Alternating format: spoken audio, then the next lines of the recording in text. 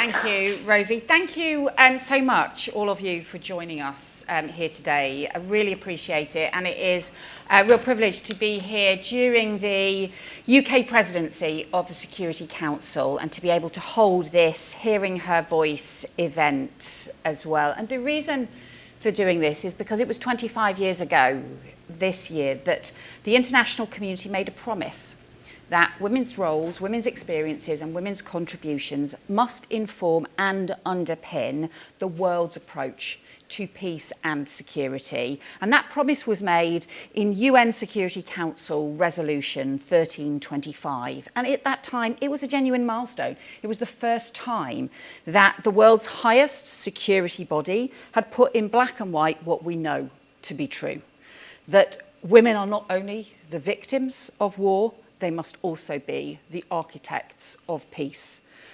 And a generation later, that truth has become more urgent. When we have seen conflicts increase, we've seen hard-won gains eroded, and we've seen systematic rape being used as a weapon of war, and we've seen areas in which that kind of violence has been increasing, that sense of us going backwards rather than forwards. And so this morning, the UN Security Council discussed the conflict in Sudan. And 2 weeks ago, I visited the Adre camp at the border with Sudan and Chad, a border where 85% of those in the camp, 140,000 people, 85% of those are women and girls, and talked to some of the women there, women who are teachers, nurses, students, small business women, all people who have had their lives at home ripped apart and their families ripped apart by the conflict. And listening to some of the stories that they told and some of the experiences that they had been through. And as one of a young woman said to me, she's a student, desperate to get back to her studies, and she just described how almost every woman she knew had been through what she described as bad violence that we can't talk about because of the shame. And I heard other women talk to me, including somebody we will hear from in the film that we have put together about the support that women, Sudanese women, are providing now for each other, people who have been victims of the most horrendous sexual violence. And many of you may have seen the fact-finding mission report that published today, which describes women being raped in front of their children and women being raped in front of children who have been murdered, and the most horrendous stories of violence and abuse in conflict. But it's not just in Sudan. So from South Sudan to Syria, from Yemen to Ukraine, it's estimated that up to 30% of women and girls in conflict zones worldwide have experienced sexual violence. And too often that plight has been ignored, but also the voice of women in peace building has been suppressed and silenced. And last year, women represented barely a sixth of those at the table in the peace talks, in many cases excluded entirely. And conflict-related sexual violence is not inevitable. It's preventable and it's prosecutable. And we have to confront the impunity that has gone on for too long. So 25 years ago, the UK played a leading role alongside civil society to secure Resolution 1325, but we need to carry forward its ambition now. And that's not just about governments, it's about community organisations right across the world, grassroots women's rights organisations, campaigners, community networks, humanitarians, businesses, harnessing the effort and the experience. And that is why we have some amazing women to come join us and talk today. It's why what the UK has been doing, supporting women peace builders, including in Yemen, Afghanistan and Sudan, why we're providing expert technical support to Ukrainian police, prosecutors and judges to support war crimes investigations, and funding specialist sexual investigators to assist UN fact-finding missions as well. And why, following that Adre visit, we've announced £20 million of UK funding to support survivors of conflict-related sexual violence as well. So As Foreign Secretary, I've made women and girls one of the key priorities for the work of the Foreign Office, so we can champion the rights of women and girls to live in a world free from violence and discrimination. But we can only do that together. We can only do that by all of us coming together, by communities coming together as well. So we have some incredible women here to speak today. We have Hala Al Karib, the feminist advocate for victims and survivors of conflict-related sexual violence in Sudan, who spoke at the Security Council session this morning. We have Lejla Damon, who the survivor advocate for children born from rape in war. We have former war correspondent and now CEO of NewsHour, Jane Fergurson, and we have Pramila Patten, the UN Special Representative of the Secretary General on Sexual Violence in Conflict. So can I welcome all of them? Please join me in welcoming all of them to join us today.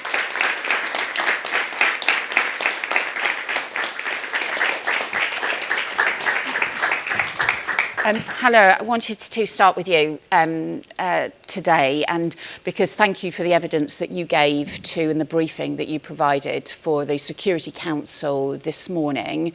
And I wondered if you could say a bit more about the experiences for women in Sudan and how you see things going forward. You know, I have been working with sexual violence and with women affected by conflict-related sexual violence for over 20 years. So, most of my experience is in Sudan. I have worked with women in Darfur since the eruption of the conflict, and when it was really difficult for Sudanese people in other parts of Sudan to understand, you know, the impact of conflict-related sexual violence on women and on communities. So it has been quite a journey, you know, experimenting with different modalities and methods of healing and working with amazing women who manage to transform themselves from being victims to survivors. Unfortunately, you know, speed forward to 2023, some of those women, they had to again re-experience this violence for the second time, and their daughters, granddaughters, to be violated again, which is quite horrific, you know. But that definitely speaks to you know, to the limitations of our international system, as we have been discussing earlier. The lack of accountability, the fact that sexual violence has never been addressed, you know, as a power and a political issue, and this is what it is. You know, Madam Minister of Foreign Affairs, you understand very well that sexual violence is used to acquire political leverage. It's used to access resources. It's used for forced displacements, and it's used for dominance. And it has to be approached from that angle. And unless we do that, you know, the cycle of conflict-related sexual violence is going to continue, and the suffering will continue. And this is about, obviously, the most horrendous abuse of power, yeah, and which is made worse in conflict. What do you think the world should do more of to challenge the culture of impunity? I think it's critical to understand that, you know, conflict-related sexual violence, it's very much connected to peace and stability. And I remember when I was talking to women, for example, from Sudan in Darfur, or from South Sudan. You know, Sudan, the time we used to have a peace mission in Darfur or South Sudan, where there is now peace mission. And, you know, I would ask them, what does peace mean to them? And they would say that peace, it's an extended concept. It starts from inside the house all the way to feeling safe as we are walking out. And women, they struggle with all kind of, you know, violence and sexual violence, even inside their homes. and they feel that the missions doesn't observe that and doesn't look at that as a form of violation of the peace. So I think it's quite critical to revisit our concepts, of UN peace and security and how we can situate it, conflict-related sexual violence and sexual violence at the center of it. If we are really talking about peace, then it has to encompass and include, women being peaceful everywhere, inside their homes and in the schools and everywhere. And then, develop mechanisms, serious mechanisms for accountability. Yeah. And how are you also talking about the impact for women on their daughters and granddaughters as well? And I wanted to just talk a bit more about the impact on children. And Lejla, you've bravely spoken out about your family's experience and the impact on children who are affected by the conflict. Can you talk a bit about your mother's experience and the phenomenal work that you've been doing to support survivors? Yeah, no, definitely. So myself, as a child born out of sexual violence from the Bosnian conflict, my biological mother, my birth mother, didn't flee her villages in the early stages of the Bosnian War. She stayed, and therefore she was captured and then held in captivity for 7 months and then repeatedly raped across that 7-month period until she was so heavily pregnant and they knew she wouldn't be able to get an abortion at this time, and the humiliation of carrying a child of the enemy. She was let go and she gave birth to me in a hospital in the capital of Sarajevo on Christmas Day 1992.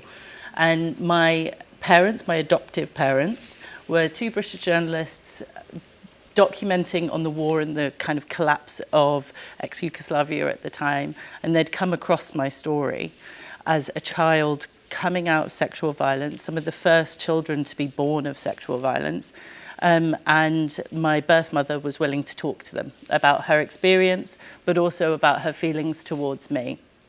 And her feelings towards me are incredibly grave, but also show the absolute pain and suffering that she experienced over those months. She thought of me as a child of the enemy. Her feelings towards me was that I would become like the men that, committed these atrocities towards her. She wanted no part in my upbringing, and she said, if I held that baby, I would strangle her. It was these kinds of feelings, and then my parents went away, the 2 journalists at the time, and over the course of the 5 days, they'd documented and seen firsthand what was happening in orphanages across Bosnia and how there was nothing really to kind of sustain them. They also knew that my end in terms of being left at the hospital wouldn't be one where ultimately I would have any kind of prosperity. And their views were, this child is innocent. So they came back 5 days later and asked my biological mother if they could adopt me. She said yes, and consensually adopted me and smuggled me out of Bosnia and to a neighbouring country of Hungary. I then grew up in the UK, and I've grown up in the UK ever since. My story is one that's unique in the sense of I left the conflict zone and then the post-war country that came afterwards. And I think it really highlights, in the journey that I've been on, is ultimately it really highlights that each story is different. But the one thing that I do want to say about mine is it's just one. Many of the children born out of sexual violence are still within the countries that, that violence has occurred, which means they are stigmatized, they're marginalized. The survivors of sexual violence that have kept or not kept the children face a huge amount of stigma and shame. And this makes it incredibly challenging for the mothers, but also the children, in terms of getting basic human rights. Obviously, there are laws and policies that make it very difficult, that have barriers to, legal recognition or education, healthcare, and so on. But a lot of the societal views on who these children are and what they represent doesn't seem to go away. And so it's that then becomes a real issue when it comes to being able to support the children and ultimately the next generation. If peace has come, what is the strategy in order to be able to support the children and the mothers that have kept these children? And I think when it comes to the work that I've done within this area, ultimately I've had the privilege to grow up in a country that hasn't experienced, war, that's been so more recent war. And also I've had access to healthcare, education, unconditional love, and I'm very aware of, the things that I've been given. But also that then has kind of fueled the want and need to be able to talk about this issue. For me, the challenges that I faced growing up were very much around identity, belonging, isolation, because growing up in the society that I did and the peers that I didn't have anyone that was any like me. Also, there were no children born out of sexual violence that were talking about being children born out of sexual violence in Bosnia post-conflict. Therefore, there was a real point where I thought I was the only one. And it wasn't until much later that I started working with NGOs that had worked in Bosnia during the time of the war that I started reaching and finding out about more children born out of sexual violence. And now I'm in touch with many other children born out of sexual violence in Bosnia, and we've started a foundation association called the Forgotten Children of War Association. And it's really been, for me, the community of speaking to others, creating that safe space where we can talk about the way that we feel and also, the challenges that we face. But ultimately, for many of the children born out of sexual violence in Bosnia, it's still a real challenge for them to come out, to tell their stories, or even to come forward. More recently, I went to Kosovo, and we met one child born out of sexual violence there, but it's even more taboo and very, very fresh in terms of them on their journey of kind of healing and reparations. So that's become also another part. So we're really trying to build a network where ultimately many different children can come together and to share with each other the learnings, but also just to build a community. Because for me, that's what I needed.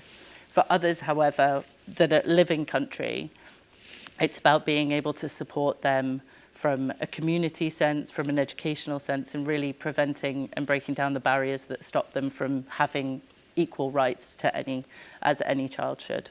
Yeah. And if you had anything you would want to say to other countries, communities and governments about what should be done to help support children who've come through those sorts of experiences or communities that have been affected in that way, what would it be? For me, it would be to recognise these children. Number one, in a lot of countries they're invisible, they're a real taboo. They usually create a sense of double stigmatisation for the mothers and the children. They are also completely innocent in their part to play. They've done nothing wrong.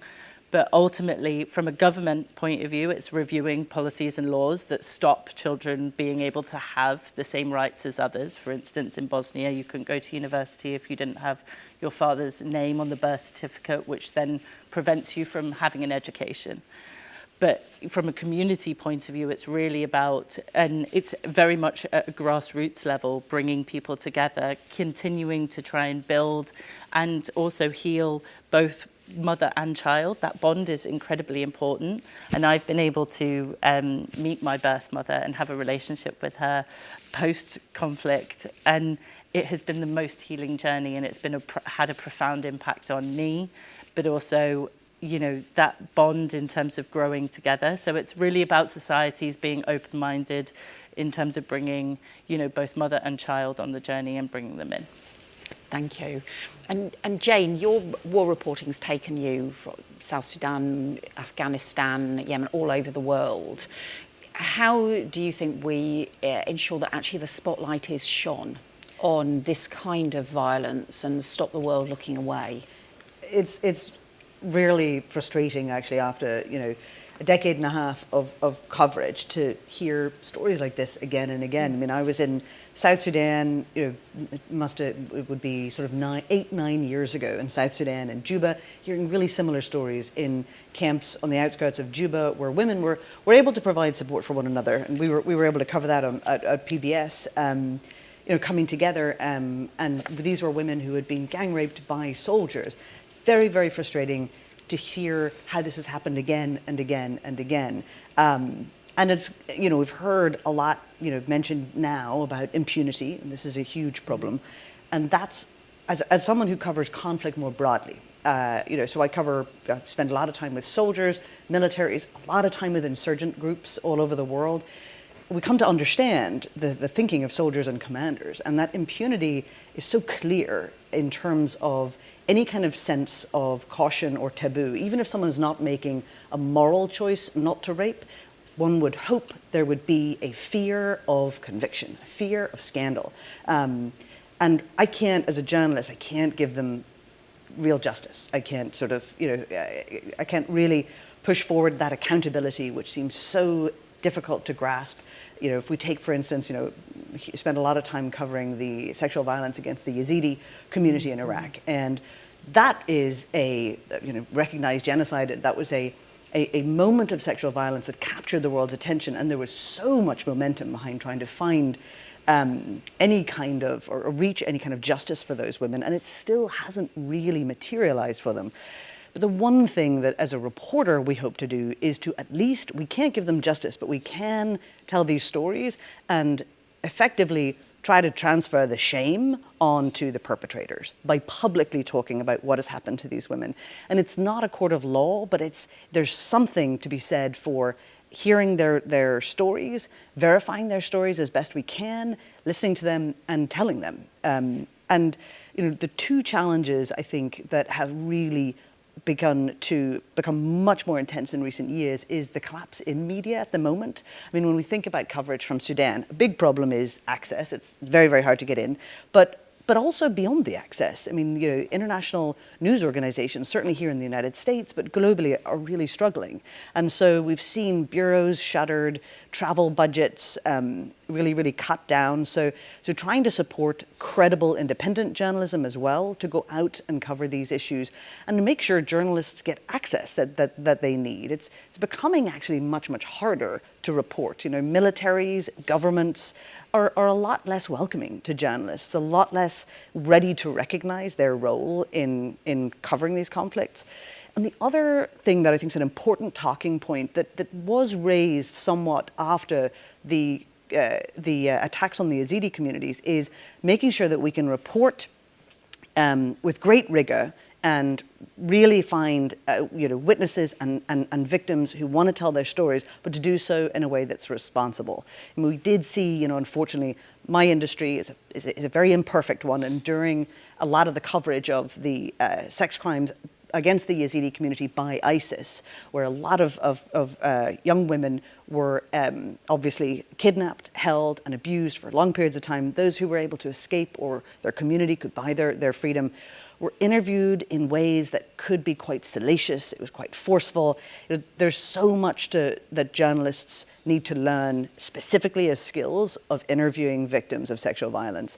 And the truth is, we don't get trained in that. They don't sit you down in newsrooms and say, do you understand re-traumatizing people? Do you understand that, you know, when you interview a victim of gang rape, you know, especially, you know, you shouldn't like push for details that they're not ready to give you and then walk away and leave them without any emotional support. So things like this are really important for journalists on top of the access, is making sure that they understand how to do this, how to do it responsibly. It's been very helpful for me, you know, I mean, as a young reporter coming up, covering Sudan, covering Iraq, Syria, Yemen, learning from people like those who work at the United Nations, learning from like Red Cross workers, how to handle these interviews as sensitively as possible. But you know, this is a myriad of challenges. But at least with journalism, I would go back to the importance of making sure that while these women are often made to wait years and years and years for justice, they can at least be given something of a voice on a global stage by making sure journalists can get access to their stories. Yeah. And in terms of the, I suppose, the public reaction to the stories, do you feel that that has changed through the years? Do you feel like the sort of social media coverage and things has changed things over the years? Well, social media has certainly changed a lot of reporting. Effectively, unfortunately, and I think this is going to ramp up more and more, there's a lot of people who don't believe everything they see. There's a lot of people who do believe everything they see. So there's misinformation, and then there's also false denials. And it's muddied the waters in that way in terms of what is quality information. That's been a real problem. But also, over the years, I mean, effectively, what our biggest challenges are, what we're seeing is unfortunately a certain degree of growing fatigue, empathy fatigue among the public, because there's so much war, and there are so many crises that us as reporters, like for instance, the Syrian war was one which was heartbreaking for journalists who cared so much about what they were covering, to have seen massive public interest in the beginning, and then eventually that becomes rather fatigued, and then that gets overtaken with another war. Or it's the same in Afghanistan, and all of these conflicts were continuing to go on, but the world's media had kind of had to move on. So there's a real sense of, how do I tell this story that, in the newsroom you're always being asked, like, how do we move the story forward? What's the new developments? But often there aren't that many. Often it's the same slow grind of violence that's happening. And so that's a real challenge to a media landscape that cares about ratings and eyeballs. And so effectively, making sure that we can stick with a story over time is our greatest challenge. And right now, with so many conflicts going on, that is very difficult. Thank you for the powerful work that you have done to shine that spotlight, because it does have a huge impact. And I think also having women journalists be those powerful voices and finding that truth has been really important as well. And then I wanted to just talk in terms of the UN response as well. And Pramila, I know that your office has reported some of the increases around reported sexual violence as a tactic of war. Can you say a bit more about the evidence that you've seen? Well, thank you, Foreign Secretary, for shining the spotlight on the scourge of sexual violence, which is one of the most devastating forms of violence perpetrated significantly against women and girls, but also men and boys, that echo across generation, including through the plight of children born of rape. 17 years since the establishment of this mandate, it is very sad to say that sexual violence continues to be used as a very powerful tactic of war, terror, torture, and political repression. And my office has the responsibility of preparing an annual report for the Secretary General, which is debated before the Security Council. And this is the only historical record of this heinous crime. And unfortunately, every year we see how women and girls comprise the majority of the victims, 90%. And in recent years, we have seen a dramatic increase. With the proliferation of conflict, we are seeing a dramatic increase.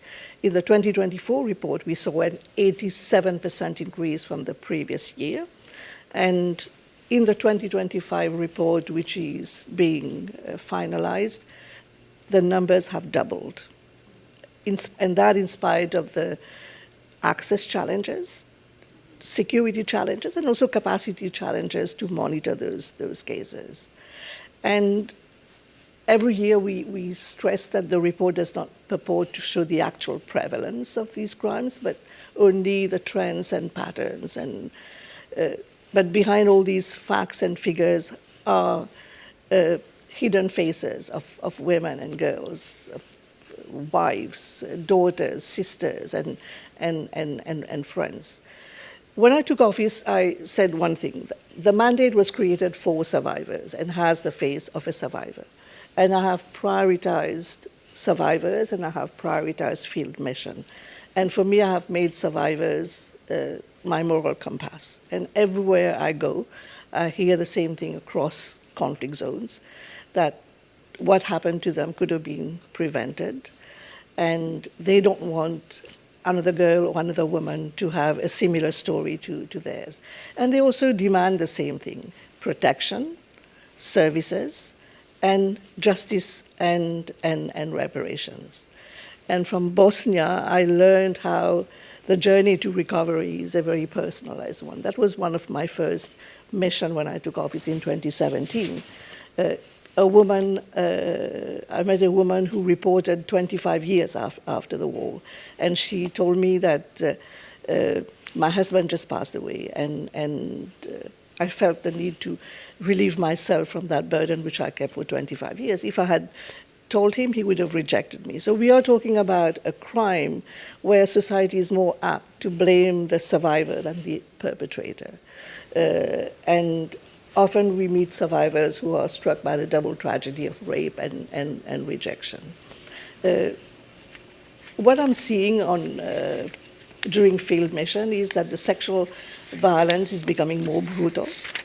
We are seeing it in Sudan, and the report of the fact-finding mission, which came out this morning, surfaces some of these atrocities of sexual violence being accompanied by extreme physical brutality, including whippings and beatings. It's all about rape and gang rape and rape in public in the context of Sudan.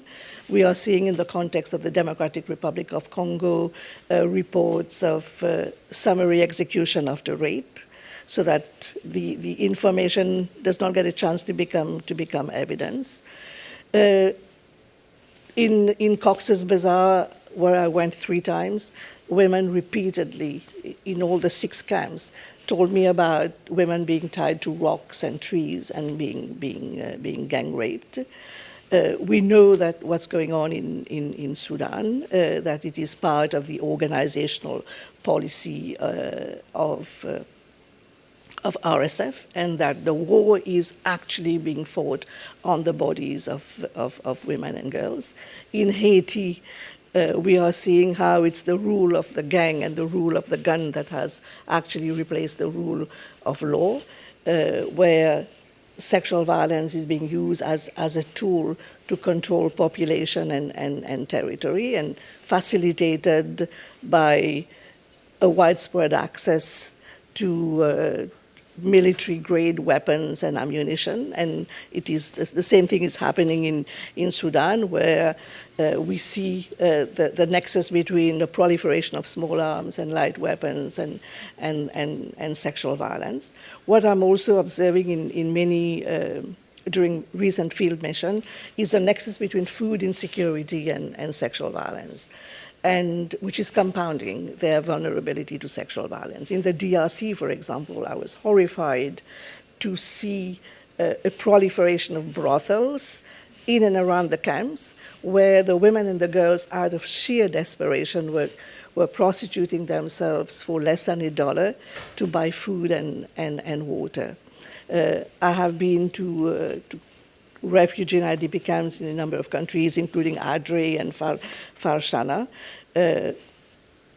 And I saw the extent to which refugee and displaced women are also at heightened risk of sexual violence. And in Adre and Farshana, the 2 largest camps in Chad, the women told me about their experience of sexual violence inside the camp. I met a 6-year-old girl who fled Khartoum with her grandparents only to be raped in the camp.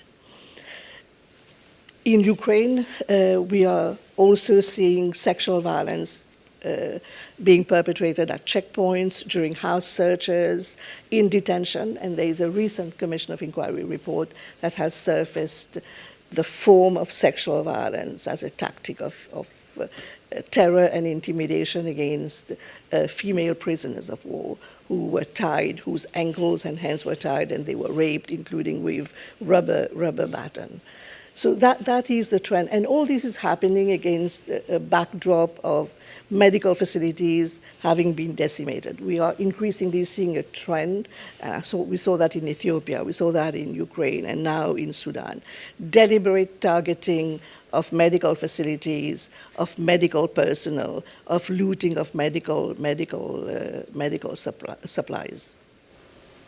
And I can give you examples in DRC, in Central African Republic, in South Sudan, and unfortunately, impunity remains the norm, and justice is the rare exception. So that sexual violence is indeed a cheap and effective tool of war. Perpetrators know that the victims will not report and that they will walk away free, and that the victims will walk in their heads down and in shame. And we are also at a critical juncture where, when the needs are huge, there are huge cuts to humanitarian aid. It is not tenable that today less than 1% of humanitarian aid globally is dedicated to work on gender-based violence. This is not acceptable. As we speak, clinics are being shuttered down, safe spaces for women are closing, medical clinics. 2025 has been the worst year in terms of humanitarian cuts. And I receive calls every day about difficult choices, impossible choices that we are being confronted with. And I have the data for Somalia, for example, where 120 one-stop shelters have been closed nationwide, and that has had a direct impact on reporting of cases. And it has led to a 42% drop in the reporting, because we know that service provision is the only entry point for victims to report. They need immediate access to emergency medical care, sexual and reproductive health care. And when there are no services available, this crime will continue to go underground, and it will continue to be a chronically underreported crime. And this will embolden the perpetrators. So in terms of where we go from here, it's, I mean, all the work all of you have done has already been incredibly powerful. Working and supporting has made a huge difference to other women, to women survivors of sexual violence, to children growing up, to communities across the world. And the work that you have done already has made a difference, but as we know, as your figures are showing, you have the sense of the challenge getting worse and the crisis in terms of women's safety that needs to be addressed, and all of us have a responsibility to do so and to involve as many people as possible in that. I'm just really interested, I suppose, in your sort of final thoughts. What are the things that each of you would say? Because many of the things, you know, that you sort of talked about, there's obviously the challenging impunity so that there is properly justice for victims, and a sense that these crimes will actually face punishment. The support for survivors, giving survivors voices, the support for children, and making sure as well that that spotlight is shone, that the stigma is lifted, so women can come forward and can speak about their experiences. But if we also want to just prevent that kind of brutality, the brutality that we've been seeing from RSF soldiers that was documented in the report this morning, for example, or actually challenging that for the future. Just really interested in what your sort of final reflections, what everybody's final reflections would be that you would want to leave us with as something that we need to go forward with in empowering women for the future. Maybe I'll go back to you, Pramila, and work backwards. I mean, 17 years since the establishment of this mandate, we know so much. We know what the survivors need. We know what works. We have, wherever we have invested in justice, we have seen the results. Wherever we have invested in providing holistic services to survivors, we have seen survivors becoming agents of change, survivors transforming into advocates. I can give you multiple examples of where justice has worked. The threat of sanctions and accountability measures, what results we have had when we leverage both sanctions and accountability measures, or where we have invested in the rebuilding the lives of survivors. For example, I have put the emphasis on empowerment of women, and through multiple projects we have seen the results. Today we have to bring it to scale. Survivors need more than our solidarity.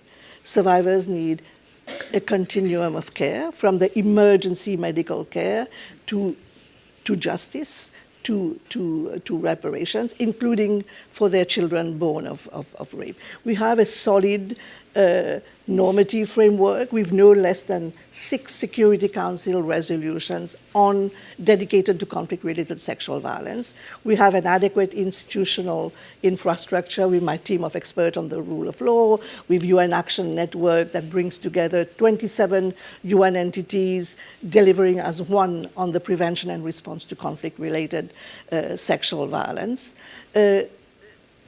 What we need is renewed, sustained political resolve backed by adequate financial resources equivalent to the scale of the scourge. Thank you, Pramila. Jane. I would echo that when it comes to looking at the geopolitics. I mean, if we're able to prove that this is happening on the ground, whether it's through the United Nations or local partners on the ground or journalism, then this should be a scandal that is talked about on a geopolitical level. Like, if we look at the crimes of the RSF against women, this should be raised in questions and discussions with the United Arab Emirates, a massive partner in this part of the world. That should be something that was forcefully discussed openly, and that should be part of every interview with journalists. It's the same with the Russians, with in Russian-occupied Ukraine, with systematic violence against women in prisons. This is something that should be just as scandalous as anything else in war. So it should be a part of the conversation that the actions of these forces should be parts of the discussion about the larger geopolitics, because it is a reflection of us taking this issue that seriously. I just feel like once we get up to that 30,000-foot view, this conversation disappears a little bit. Yeah, and Lejla. I think for me, it's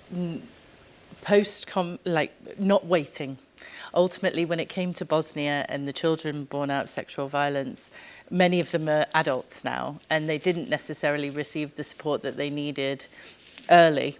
Their mothers didn't receive the support they needed early.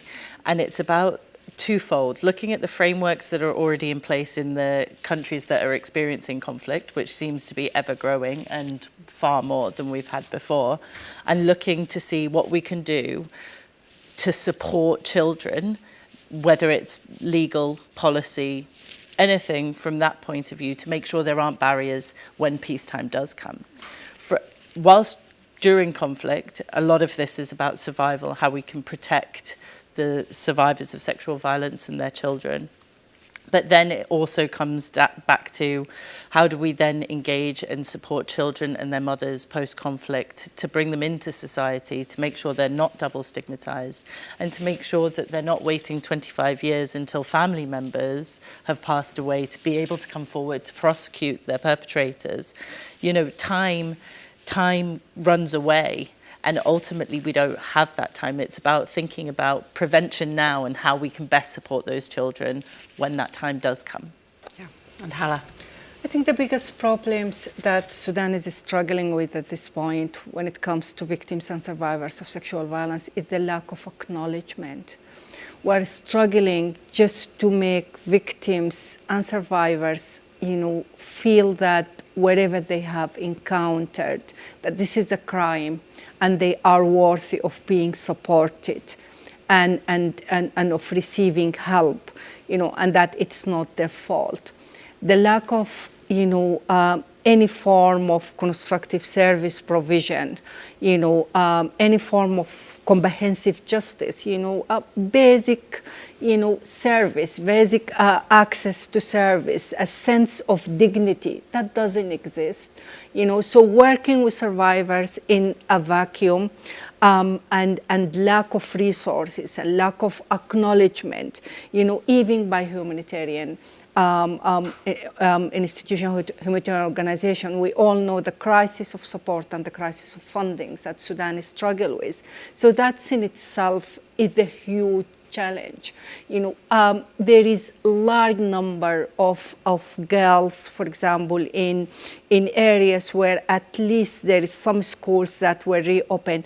They are not going to school. They are too afraid to go to schools because they feel stigmatized, and there is no efforts of working, with them and enable them to access educations. The trauma that, communities are feeling, and the fact that they don't want, women to be anymore out, on the public spaces. Sexual violence is also a very effective tool, and it's used against us Sudanese women, to reduce our presence in public spaces. That has been consistently happening, to keep us confined inside, specific territories and inside our homes, and just to take away our capacity to, to be present in public spaces and to speak. So it's layers and layers of barriers. But for us in Sudan, let us start with acknowledging that, that hundreds of thousands of Sudanese women, they have encountered sexual violence. I can't tell, the magnitude of this crisis. In Darfur, it's beyond anyone's imagination. Since the war started in April 2023, I can't recall a day where we didn't receive reports from Darfur. Massive numbers of women that were exposed to sexual violence in Greater Khartoum, in Al Jazeera, in Blue Nile, right now in Kordofan, all over. So it's a significant societal crisis.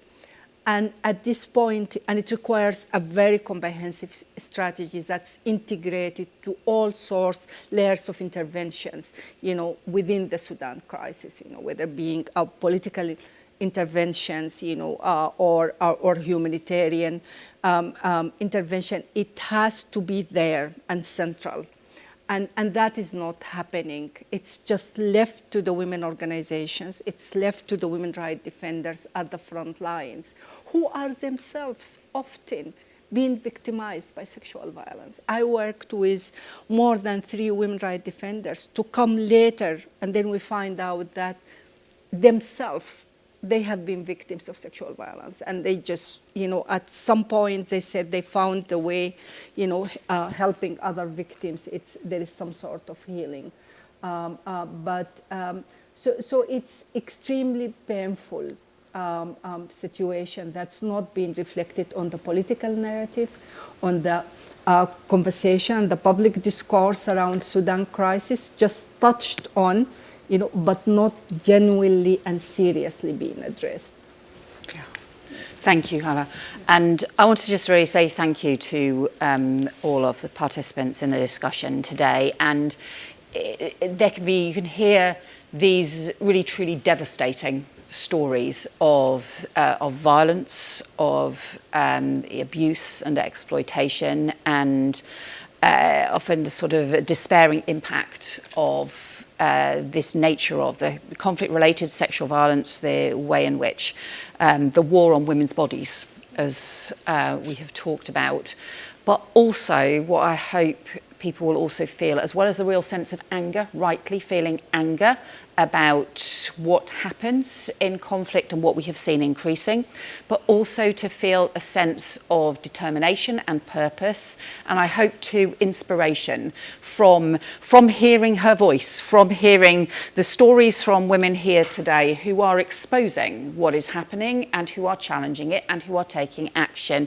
as well, because it is only through doing this that we can take action, that we can change things, and that we can change women's lives for the future, that we can prevent this kind of violence in conflict in the future, then we can prevent conflicts in the first place. And that, I suppose, would be my final thought, because I did make the commitment to Amma, to the women I spoke to in Adre, that we would make it a central issue here at the Security Council as part of the UK presidency. The UK is also not going to let up on this.